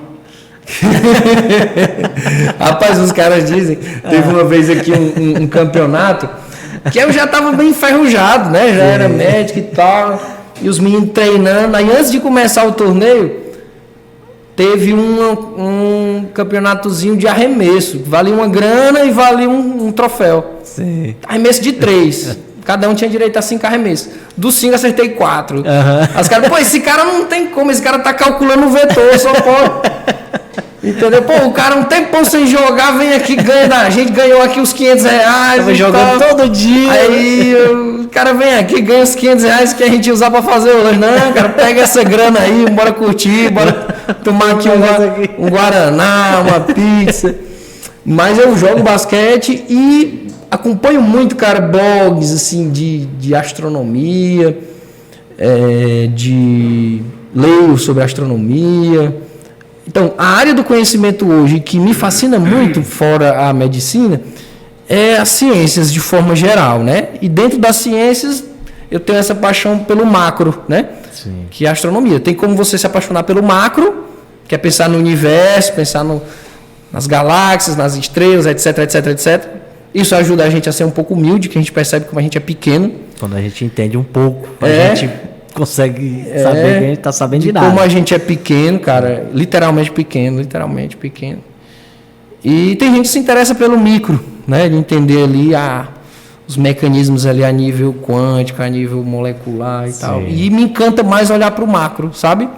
Perceber que nós somos pontinhos que tem uma fração de tempo insignificante para viver dentro do universo, dentro de um planeta que nós demos uma sorte, cara, que sorte que a gente deu de existir agora, nesse planeta incrível, Sim. com esses recursos que a gente tem. E a gente tá acabando com que eles, a gente tá né? destruindo, entende? De forma imbecil. Sim. E que é tudo muito rápido, cara. Assim, quando a gente sabe que o universo existe há bilhões e bilhões de anos, quase 15 bilhões de anos, e a gente só consegue viver no máximo 100 anos, então a gente vive uma fração insignificante de tempo. Um piscar de olhos, né? É um piscar de olhos, cara. Então eu tava falando da minha infância como se fosse ontem. Sim. Hoje eu já tenho 33 anos. Amanhã, entre aspas, já tenho 66. Aham. Quero chegar aos 90, Piscou. quem sabe. Piscou, já era. Então, tudo isso faz com que qualquer tipo de arrogância, qualquer tipo de vaidade, qualquer tipo de pensamento egoísta se torne absolutamente banal. Absolutamente banal. Entende? Então, por isso que eu gosto da astronomia. Porque ela me dá essa sensação do macro, entende? Sim. Poxa, eu tenho um privilégio, eu me considero um privilegiado, eu e a humanidade inteira, de existir, de ter uma mente que pergunta, que pensa, que elabora pensamentos, que elabora questionamentos. E também é um grande privilégio, mas, cara, isso é muito rápido, muito pequeno do ponto de vista espacial, muito rápido do ponto de vista temporal. E a gente só tem isso aqui, cara, para poder fazer alguma coisa, deixar alguma semente. A gente vem falando de semente aí desde o início. E é isso, cara. É então, incrível que quanto mais a gente sabe disso, mais a gente realmente, às vezes, deixa de responder uma alfinetada de alguém, né? Deixa de perder tempo, de bater cabeça com algumas coisas, né? A gente acaba evitando mais essas coisas, porque vê que, cara, já passou e pra quê? Pra quê gastar energia com coisas tão banais, tão pequenas, se isso aqui é só um piscar de olhos, entende? Por que não trabalhar para construir uma história digna, para dar exemplo para os filhos, para deixar alguma mensagem, tudo mais, fazer a diferença na vida de alguém. Então é isso, cara. Eu acho que o sentido, se fosse pensar, o sentido da vida, né? Existem os grandes questionamentos da humanidade, né? Qual o sentido da vida? Para onde é que a gente vai, etc. De onde é que a gente veio? Essas grandes questões, cara. Mas o sentido da vida, na minha opinião, da minha visão de mundo, e por isso eu gosto tanto de astronomia, de entender o mecanismo do universo e tudo, é também colocar o pé no chão e dizer assim, cara, calma aí, você é só um pequenininho, assim desse negócio, uma sementinha minúscula no meio de um nada, que vive nada, e pronto, fica aí na tua, faz o que tu puder fazer de bom e aproveita, claro, né, mas de forma responsável, obviamente, né? Da maneira mais honesta, né? E é isso, Fernando, tá? Doutor Robson, cara, pra gente já chegando no final, com as perspectivas para futuro, o que tu tá pensando aí, cara, fazer daqui para frente, fora a psiquiatria, né, que já deu um spoiler aí, futuramente, mas como tu se imagina, não, vou parar na psiquiatria, eu quero outra coisa, eu vou entrar em outro ramo? Eu sempre tenho projetos de curto prazo, de médio prazo e de longo prazo, né? Eu acho que todo mundo deve pensar assim, né? Até para a gente poder conseguir organizar na nossa cabeça os projetos, né? Os planos e tudo. De curto prazo é isso. Passei o ano estudando para essa prova, tenho fé que pode ser que eu passe, né? Fiz uma boa prova, estou esperando aí. Fiz 2 provas, então passando numa na outra. Quero fazer essa residência com muita dedicação, ao mesmo tempo aprender o máximo que eu puder, né? Nessa nova área, que é totalmente diferente da cirurgia. Ao mesmo tempo fazer aí um mestrado, né? Acho que já está passando da hora de entrar no mestrado, já que eu gosto tanto também da área acadêmica, né? Penso em escrever um livro, entende? Sim. Estou começando a engatear aí num livro. É o quê? Romance? deixa quieto. Da próxima, né? Da próxima, né? Da próxima, né? Deixa quieto, ele tá começando lá devagarzinho e quem sabe mais na frente ele surge aí, né? Penso em pegar essa minha história e levar ela para frente de alguma forma. Tem um projeto de ir numa escola lá no meio do nada e conversar com a turma, o que o pessoal pensa, entende? Uhum.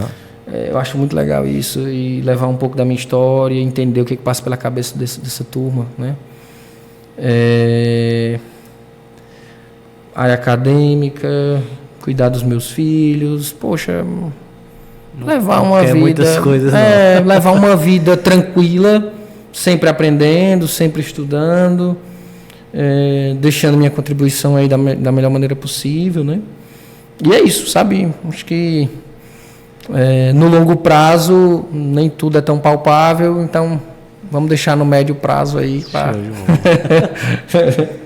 Cara, vamos encerrar, né? Que o Assis já quer jantar, já.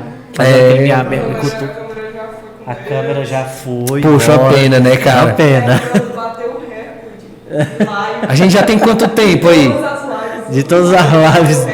Já tem o quê? 1 hora, 1 hora e meia? Hora e meia. Cara, o tempo bom. Passa, não, né, se botar eu e o Fernando aqui, pode... Bom, é porque a gente não conversou ainda. Não, isso aqui é só uma conversa introdutória.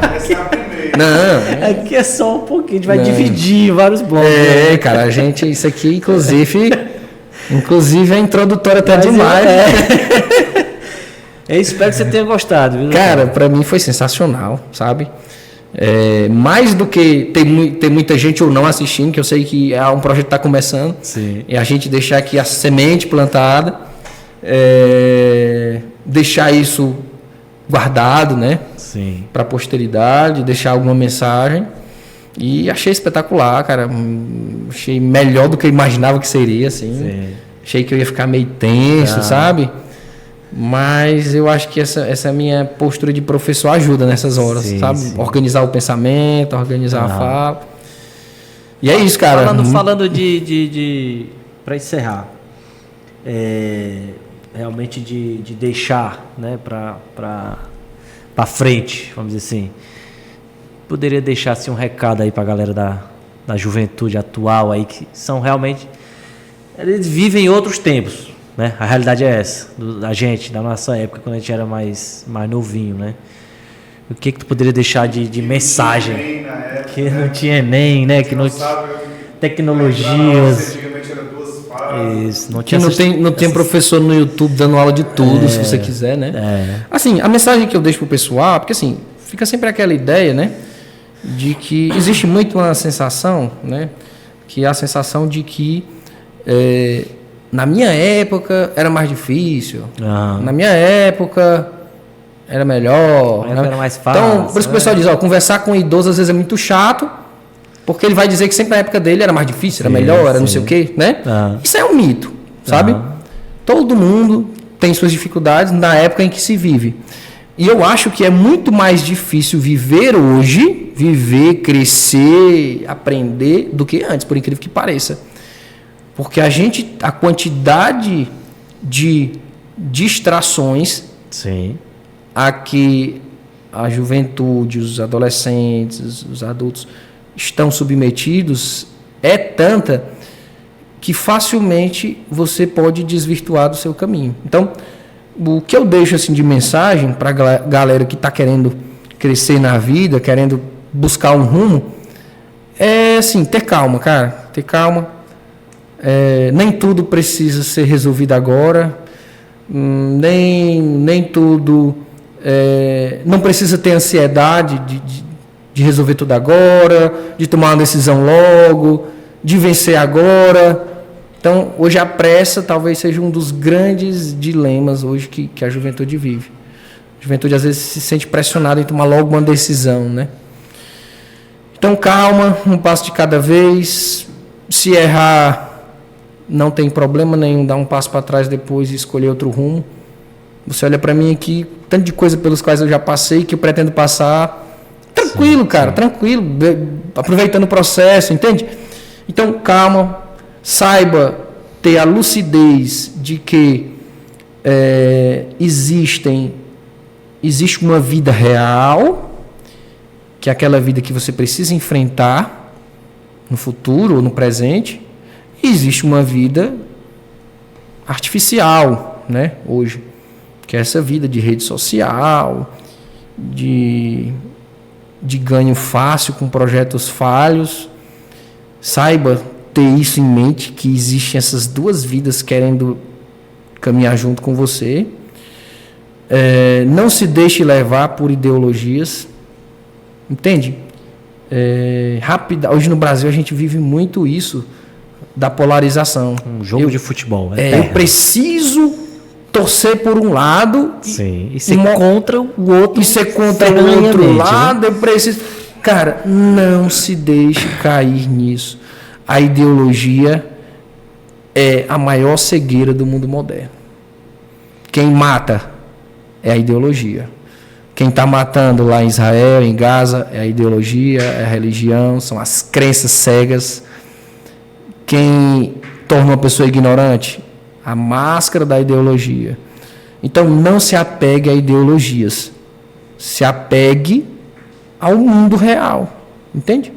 Como eu posso transformar a minha realidade, quais são os passos que eu devo, quais são os exemplos que eu devo seguir, ter essa clareza de mundo e saber que é um passo de cada vez, saber que é devagar mesmo e que não tem problema nenhum depois você se arrepender e trilhar outro caminho. E vai doer, e tudo bem. E tudo bem. E que legal você chegar lá na frente e ter uma história para contar, né?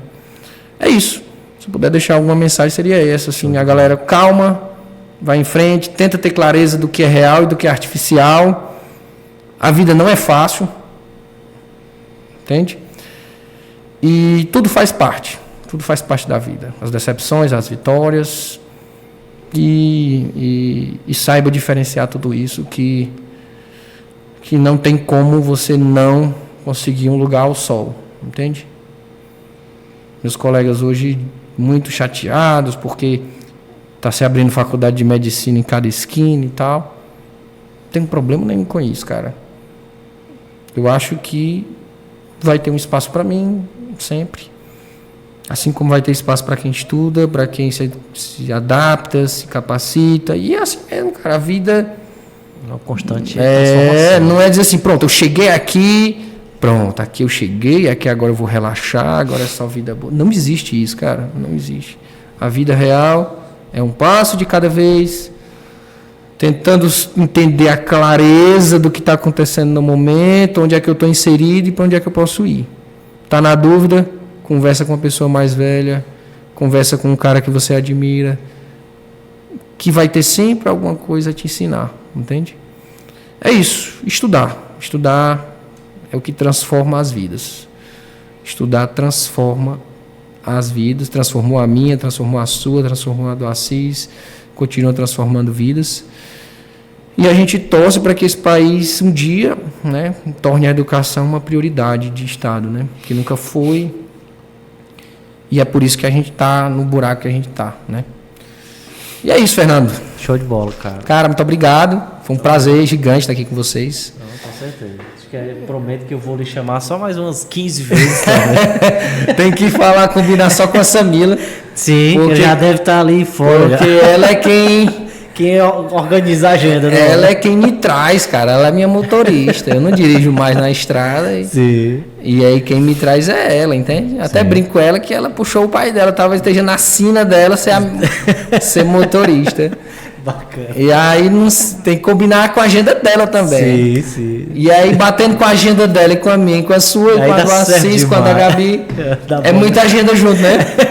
E aí é um prazer gigante, cara. Muito bom conversar aqui com vocês. Show de bola, show de bola. Um salve aí pro Ronaldo, que tá hoje, né? Chegou o Ronaldo que... Grande Ronaldo. Foi eu, né, que peguei a falta, que ele disse que ele tinha chupado o caju quente, né? Na verdade foi manga, fiquei doente. Grande Ronaldo. Cara, parabéns, Ronaldo, por essa iniciativa. Isso já mostra que você pensa além do seu tempo. E obrigado por proporcionar esses momentos aqui pra gente. E forte abraço. Show de bola. Pessoal, vamos realmente encerrar, tá bom? deixar vocês dormir, né? Porque senão a gente vai se estender aqui a madrugada toda, tá bom? Até a próxima, pessoal. Bacana. Agradecer a todos que estiveram juntos aí. E vamos seguir em frente. Muito obrigado, meu amigo. Tamo junto. Muito bom. Valeu, Assis. Valeu, Gabi. Um prazer.